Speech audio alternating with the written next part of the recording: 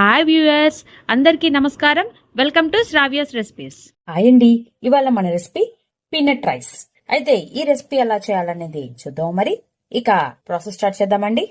బాండి పెట్టుకొని 4 శనక్కాయ గుళ్ళు వేసుకోండి. అలానే స్పైసీకి తగ్గట్టు 2-3 ఎండుమిర్చి వేసుకోండి. నేను ఒక 4 ఎండుమిర్చి వేస్తున్నానండి. కొన్ని మిరియాలు,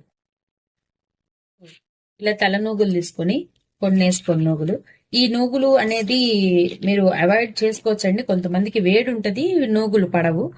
దాని బదులు మామూలుగా ఇలా ధనియాలు వేసుకోవచ్చండి.